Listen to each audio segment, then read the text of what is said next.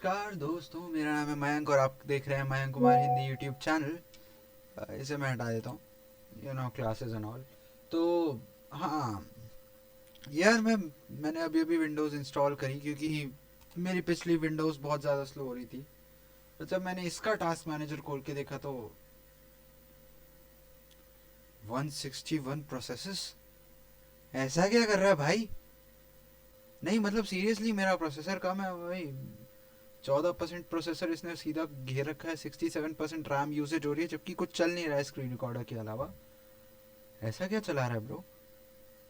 Well, हाँ, मेरे को भी ये प्रॉब्लम है और आई थिंक आप सभी को होगी। जब विंडोज 10 सेल करना बंद कर रहा है माइक्रोसॉफ्ट, तो ऐसे में हम जैसे क्या करें भाई?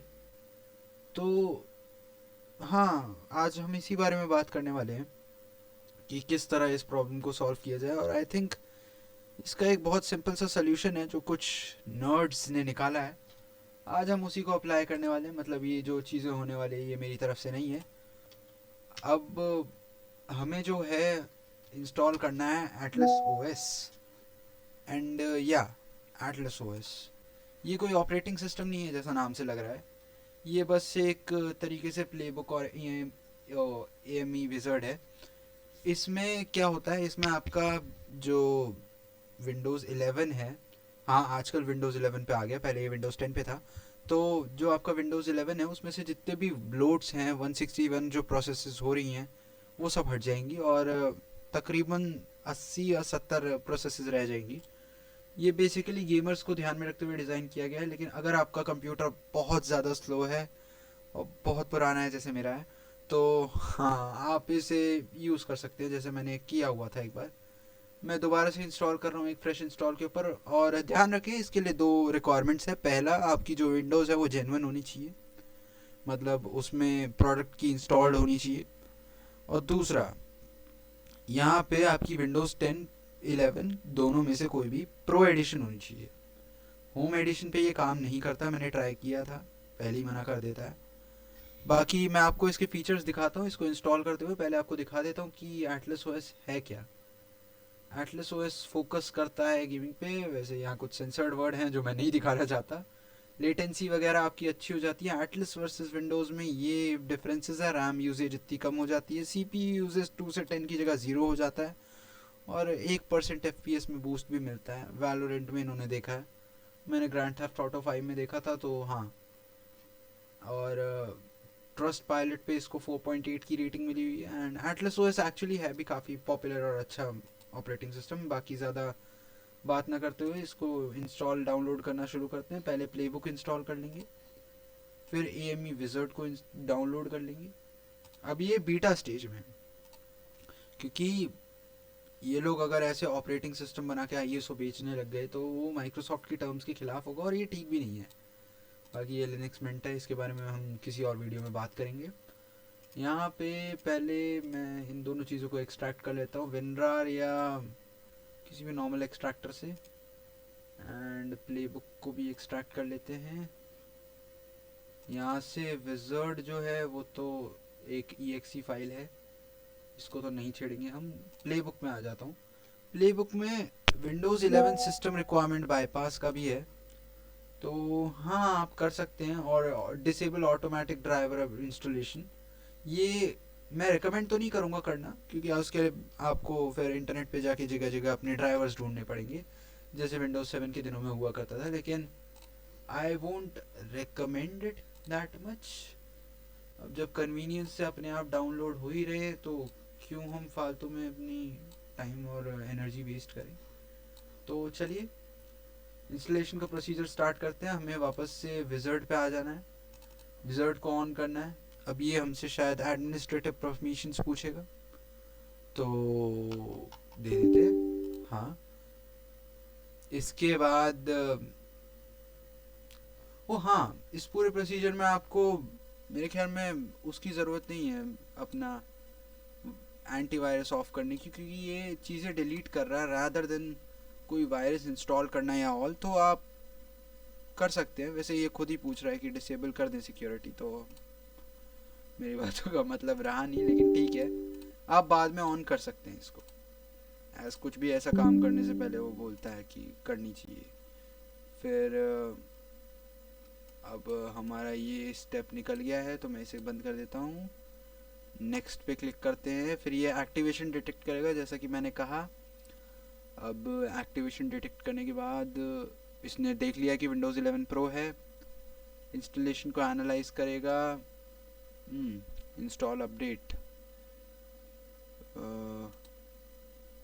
ओके, तो ये भी एक पॉइंट है, आप अपना अपडेट्स सारे इंस्टॉल करके रख लें, क्योंकि एक बार ये इंस्टॉल हो गया तो उसके बाद अपडेट्स डालना थोड़ा ट्रिकी सा हो जाता है, क्योंकि ये सिर्फ फिर सिक्योरिटी अपडेट्स दे पाता है। तो हाँ, सिक्योरिटी अपडेट्स को कर लेते हैं और मैं मिलता हूँ आपसे मेरे कंप्यूटर को पूरी तरीके से अपडेट हो जाने के बाद। जैसा कि आप देख सकते हैं दोस्तों, मेरा पूरी तरीके से अपडेट हो चुका है। अब वापस से उस AME विज़र्ड पे आते हैं। मेरे को ज़रा 2 सेकंड का टाइम दे, वही सब चीज़ें दोबारा से करनी है। AMD विज़र्ड को ऑन करना है, यस करना है, इसको हटाना है, फिर उसके बाद इसको साइड में खोल के रखना है। ये आ गया AME विज़र्ड। ओह, एटलस OS रेडी है। नेक्स्ट। एंड अब कोई प्रॉब्लम नहीं आनी चाहिए होपफुली। एंड देखते हैं।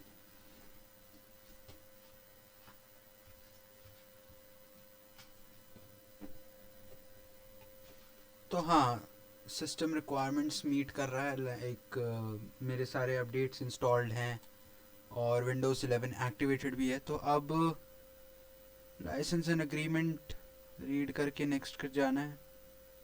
ठीक है, चलते हैं। I agree. फिर उसके बाद हमें कॉन्फ़िगरेशन सिलेक्ट करनी है। डिफेंडर ऑन रखेंगे।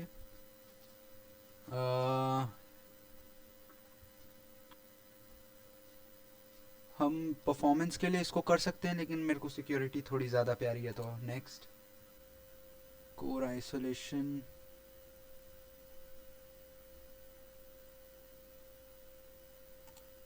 I guess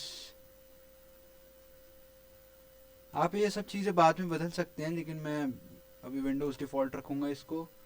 remove Microsoft Edge, मेरे पास ब्लूटूथ वैसे भी नहीं है। डिसेबल पावर सेविंग, हाँ, मैं ब्रेव को ही रखना चाहूँगा। फिर नेक्स्ट। अब ये क्या करेगा, अब ये एक्सट्रैक्ट करेगा प्लेबुक को और उसके बाद ऑटोमेटिकली रीस्टार्ट कर देगा। लेकिन मुझे करना नहीं है, क्योंकि मुझे आपको आगे दिखाना है कि ये दिखता कैसा है। तो थोड़ा सा टाइम देते हैं इसको। Based upon your PC's performance ये चीज़ें धीरे धीरे डिलीट करेगा और उसके बाद नई चीज़ें तो खैर नहीं इंस्टॉल करने वाला है, ये पुरानी चीज़ें डिलीट ही करेगा। एक तरीके से ये सफाई कर रहा है, जो आपकी गंदगी भरी हुई है उसको साफ़ कर रहा है। बाकी मैं मिलता हूँ आपसे इसके ख़त्म हो जाने के बाद। Thank you. सो गाइस, जैसा कि आप देख सकते हैं यहाँ पे प्ले बुक कंप्लीट लिखा आ रहा है।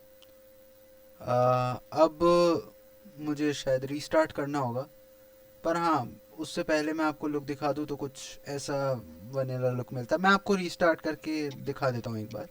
तो हमने रीस्टार्ट कर लिया गाइस। अब मैं आपको दिखा देता हूँ कि इसमें क्या क्या चेंजेस हुए हैं। सबसे पहले तो काफ़ी मिनिमलिस्टिक हो गया है। विंडोज़ 11 की रिबन वैसी की वैसी है, बस थोड़ा सा कंजस्टेड हो गया है, जैसे विंडोज़ 7 या 10 में होता था।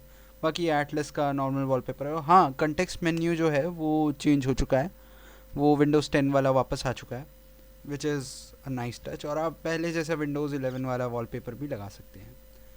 बात करें अगर बाकी चीज़ों की, तो काफ़ी चीज़ें स्ट्रिप डाउन हुई हैं। जैसे इसमें ये एनिमेशंस हट चुकी हैं। काफ़ी सारे जो ब्लोटवेयर था पहले आया करता था वो सब हट चुका है, बिल्कुल मिनिमलिस्टिक कर दिया गया है। 7 ज़िप यहाँ पे है, क्योंकि आई गेस इनको कुछ डीकम्प्रेस करना था।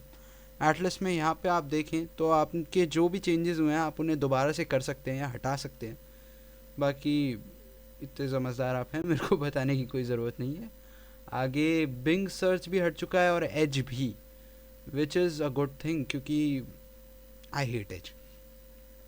मैं ब्रेव यूज़ करता हूँ ज़्यादातर। तो हाँ, और सर्च काफ़ी तेज़ हो गया है। तो हाँ, रिफ़्रेश करने में आसानी होती है। और मेरा कोई डेटा नहीं गया है कहीं भी, जैसे मैंने दिखाया आपको लिनक्स में, तब भी ISO वहीं की वहीं है।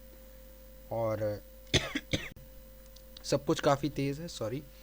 एंड अगर मैं आपको टास्क मैनेजर खोल के दिखाऊँ, एक सेकेंड।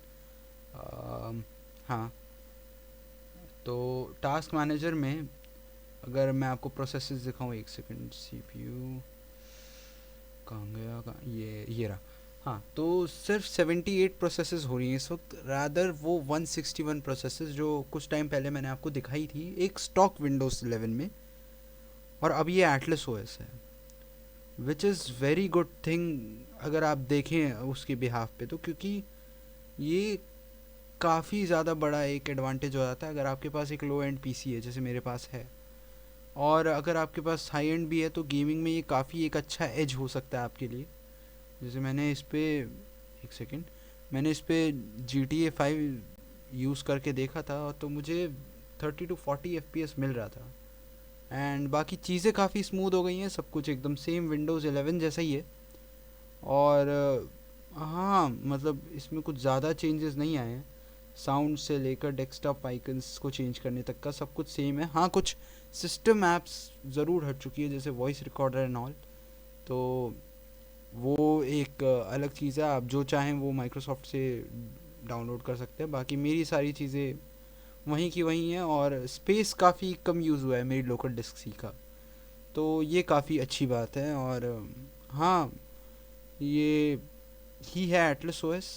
कैसा लगा आपको नीचे आप कमेंट करके बता सकते हैं। मेरी एक राय और होगी, जो विंडोज़ सिक्योरिटी मैंने बंद किया था शुरू शुरू में, आप उसे ऑन कर दें अब, क्योंकि अब कोई दिक्कत नहीं होगी उसके चलने से। और हाँ, यही था एटलस ओएस। कैसा लगा आपको आप कमेंट में बता सकते हैं। मैं मिलता हूँ आपसे अगली वीडियो में, तब तक के लिए मेरी पुरानी वीडियोस देखिए, लाइक करें, सब्सक्राइब करें, शेयर करें और खुश रहें। धन्यवाद।